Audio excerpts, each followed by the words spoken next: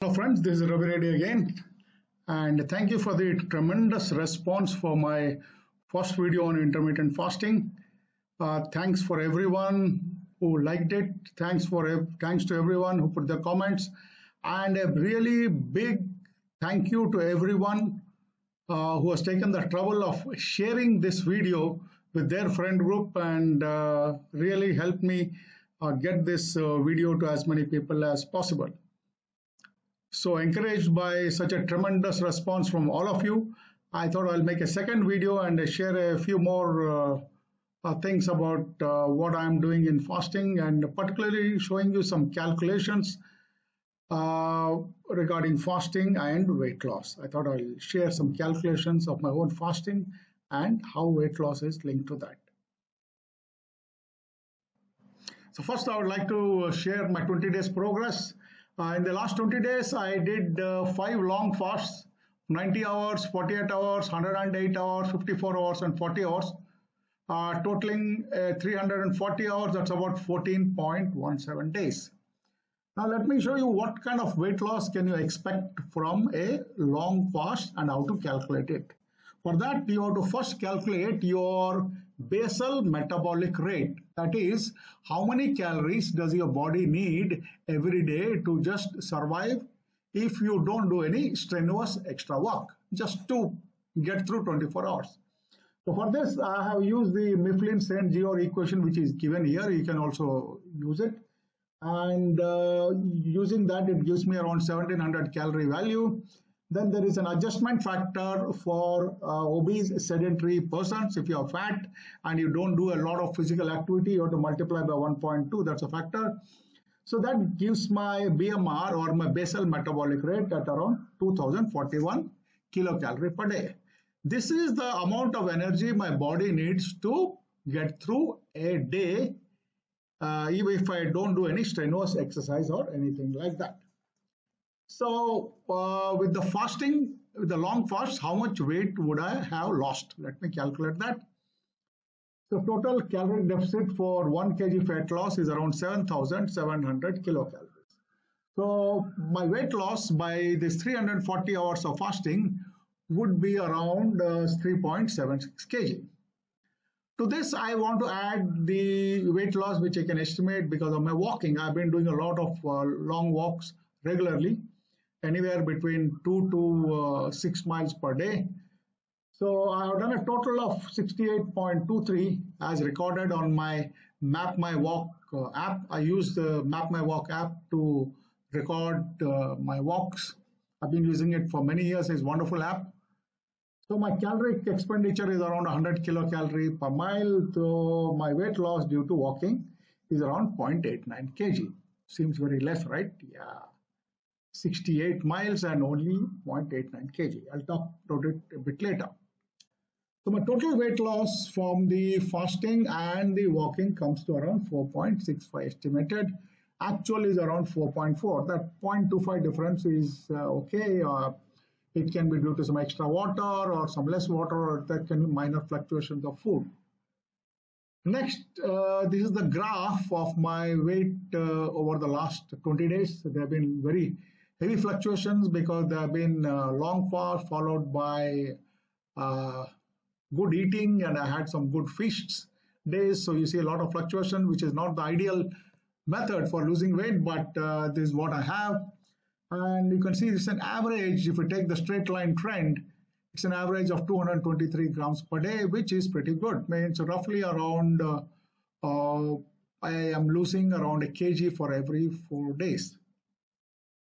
Now, which is better for weight loss, fasting or walking? You can see here that if I have to lose 1 kg of weight, I have to do around 92 hours. That's close to 4 days of water fasting, or 77 miles of walking.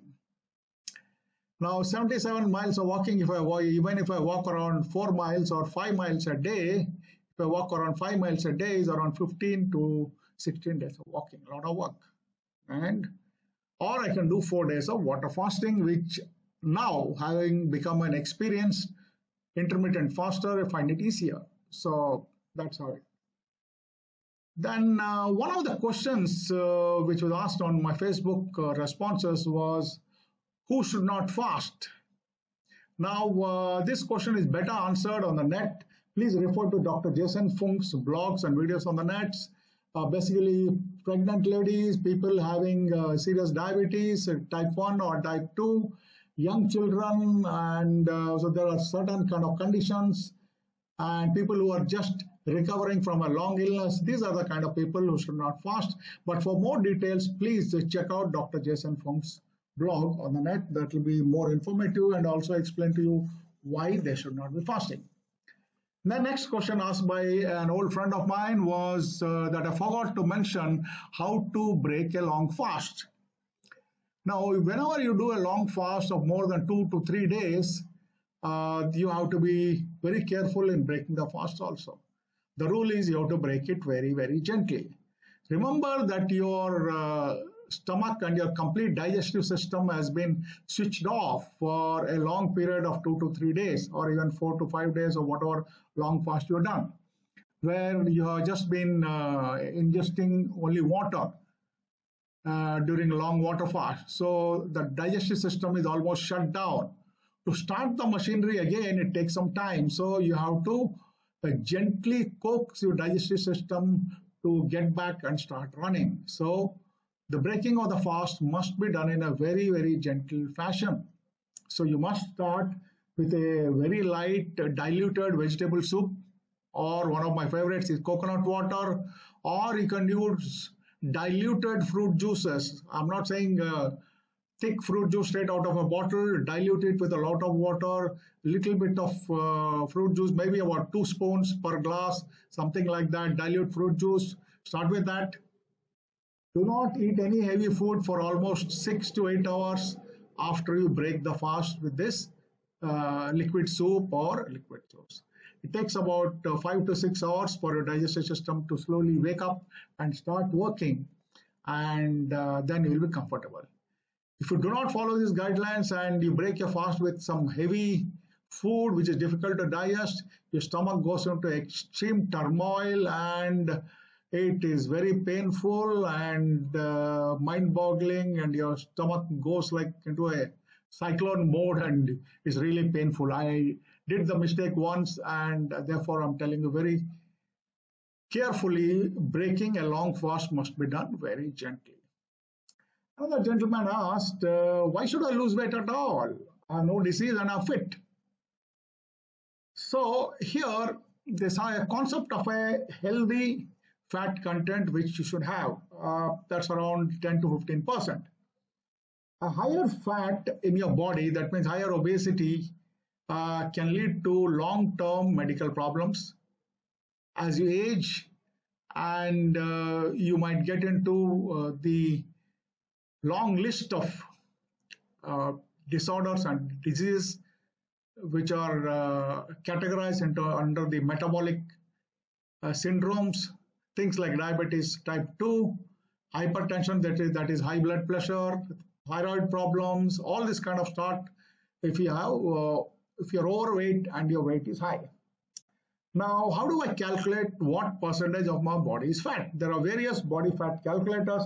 I use one here from calculator.net, and I've shown the numbers as they apply to me today. As I stand today, after entering my age, weight, and height, and the neck circumference measurements, the waist circumference measurements, and the hip circumference measurements, I get these numbers. So I'm obese, and it also shows you what is the lean body mass. Now, if I want a 15% fat on that, I add to it, I multiply that 62.5 by 1.15. So my good ideal body weight with a 15% fat would be around 72. That's what I'm targeting right now. My target is to reach around somewhere between 68 to 70 kg by the end of this year. Presently, I'm at 92. That's a long way to go. Now, when a person says I'm fit, particularly most of my Indian friends, they really do not understand what is fitness. And they do not know about the standards of fitness which are acceptable at the worldwide level and what are required for a long life. So fitness is cardiorespiratory fitness, means how much can you breathe for a long time. For example, can you run for a long time at a steady state? Muscular endurance, this is kind of long distance running, or your ability to carry on a strenuous work for a long period like half an hour or 45 minutes. Muscular strength, what is the biggest weight you can lift with your hands, with your legs. Flexibility, this is another important measure of fitness. As you grow older, your body becomes inflexible and it can cause problems later on in the life. And of course, if we can add mental fitness. So fitness is not a very simple thing, and most Indians have a very, very low standards of what they think is fit.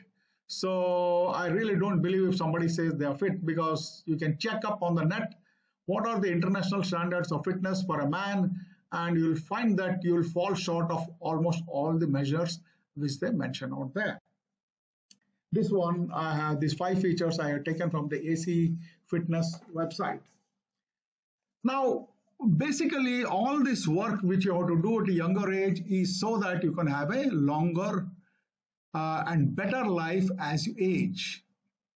Now, the good news is that many people from who are living today will cross 90 or 100 years. Okay, if you want to calculate, estimate your age longevity, go to this site livingto100.com, answer a health questionnaire. They will tell you roughly how many years you live, unless you are hit by a truck or you get through some bad, serious disease like cancer. Otherwise, in the normal course of life, how many years you live. So when I enter the questionnaire, it gives me 89 years. That means if I take care, I can live 34 more years on this earth. Now, what quality of life do I want for those 35 years? For that, I must invest in reducing my weight and improving my fitness in all ways, so that I can enjoy those 34 years before I say bye-bye to the world. Now, some facts.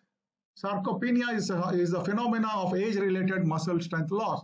You lose roughly 1% of muscle strength every year after your 50s if you do not exercise.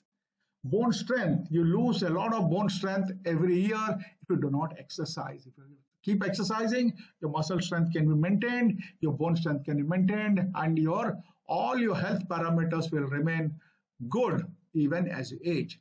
That is the basic reason why you should start looking into weight loss as a serious indicator of wellness and start exercising to improve your fitness. Now, what next? I have just started on the OMAD diet, 1 meal a day from yesterday.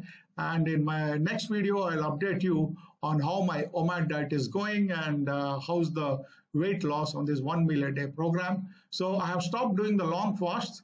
Now I'm going on a OMAD diet, that is 1 meal a day. Yesterday evening, I had my dinner between 8:30 to around 9:30, 9:45. So whatever I wanted to eat in that 1 hour, 1 hour 15 minutes, I finished eating. And again, I'll do the same today evening, and I'll continue for the next 20 days. And I'll come back and update you in my next video. So wishing you a wonderful, healthy life, and wishing you more fitness, wishing you wonderful eating, wishing you good food and good health. And thanks for watching my video. And with a small request, please do share this video with your friends on Facebook so that more people see it and I get more responses. Thank you very much for your wonderful patient hearing. Thank you.